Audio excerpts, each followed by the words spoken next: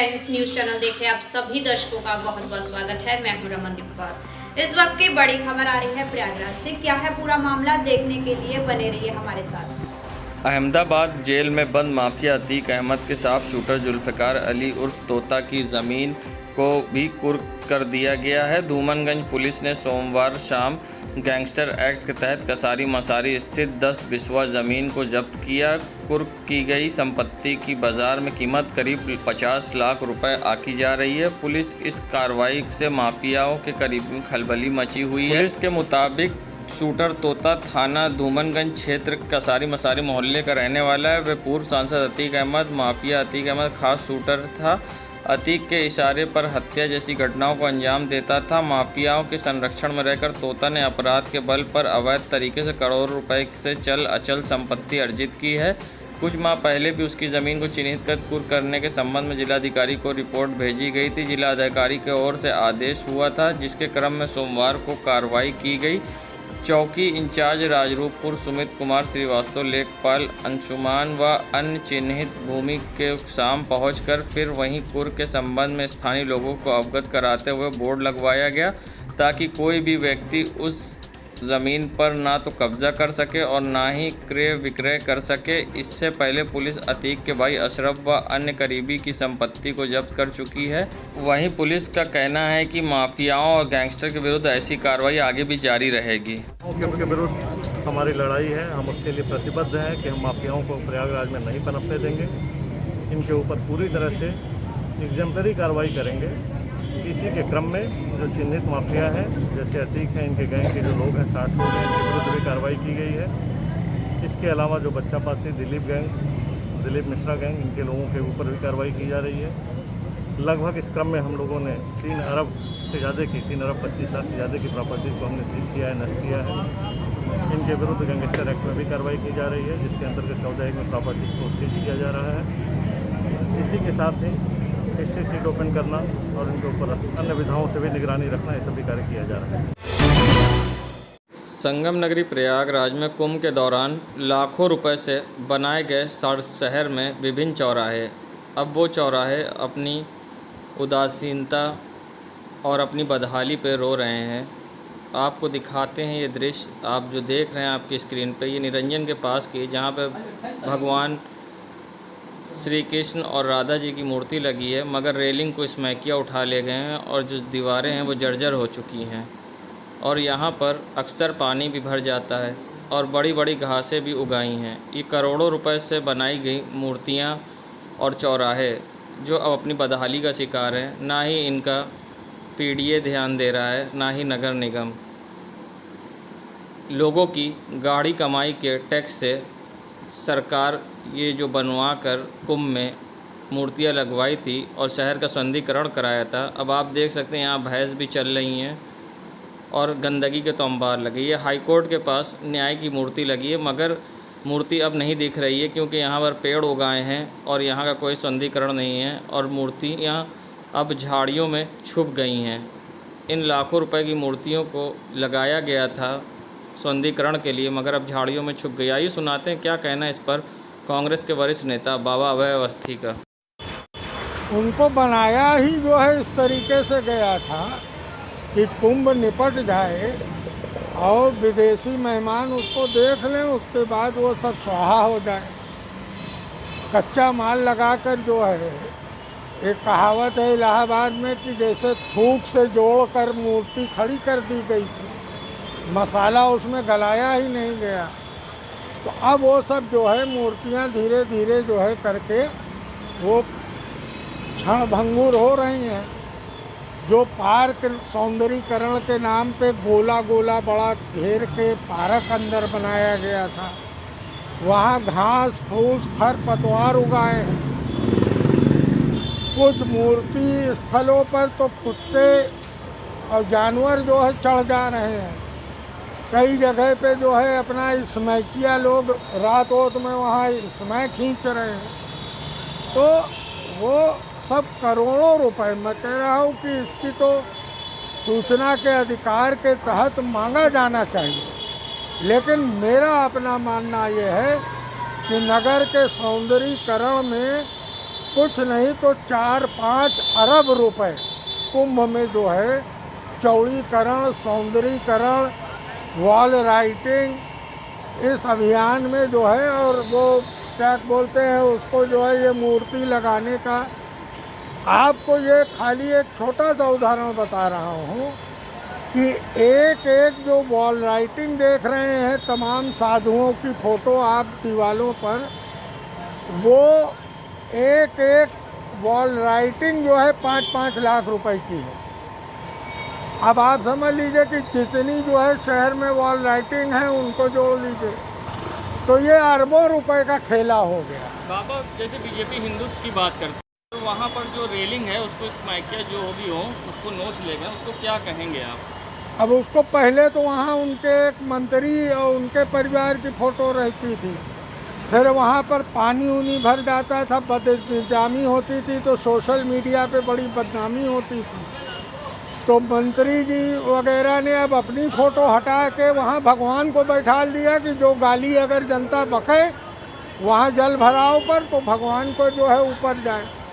तो ये सब अजीब अजीब कारनामे हैं भारतीय जनता पार्टी के सरकार के।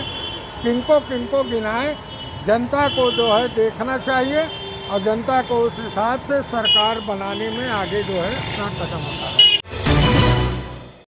संगम नगरी प्रयागराज आम आदमी पार्टी में लगातार लोगों का जुड़ना जारी। उत्तर प्रदेश में होने वाले विधानसभा चुनाव 2022 की मजबूती से चुनाव लड़ने के लिए लोगों को जिम्मेदारियां दी जा रही। इसी क्रम में आज जिला अध्यक्ष डॉक्टर अल्ताफ अहमद ने कई प्रकोष्ठ का गठन किया, जिसमें अधिवक्ता प्रकोष्ठ जिला अध्यक्ष एडवोकेट नबीउल्लाह को एवं महासचिव की जिम्मेदारी राकेश कुमार कुशवाहा को दी।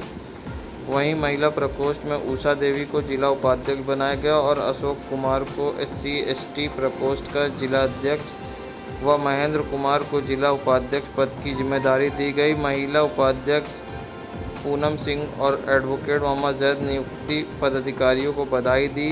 2022 चुनाव को लेकर संगठन मजबूत करने के लिए भी दिशा निर्देश दिए गए और साथ ही आम आदमी पार्टी को मजबूत करने में सहयोग की बात कही गई।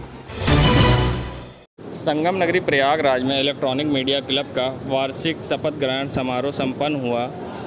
मुख्य अतिथि के रूप में SSP प्रयागराज सर्वश्रेष्ठ त्रिपाठी व मुख्य अतिथि महापौर अभिलाषा नंदी गुप्ता रहीं। वहीं विशेष अतिथि में SP क्राइम आशुतोष मिश्रा व SP गंगापार धवल जायसवाल व SP सिटी दिनेश कुमार सिंह मौजूद रहें। वहीं संदीप तिवारी नवनिर्वाचित अध्यक्ष पद पर शपथ लेते हुए क्लब के दायित्व को निभाने का कार्यभार संभाला। वहीं क्लब के सदस्यों ने मुख्य अतिथि और विशेष अतिथि को पुष्पगुच्छ देकर उनका स्वागत भी किया। आइए सुनाते हैं क्या कहना है क्लब के संयोजक व अध्यक्ष का। नई कार्यकारिणी 2021 का पद ग्रहण समारोह आज संपन्न हुआ।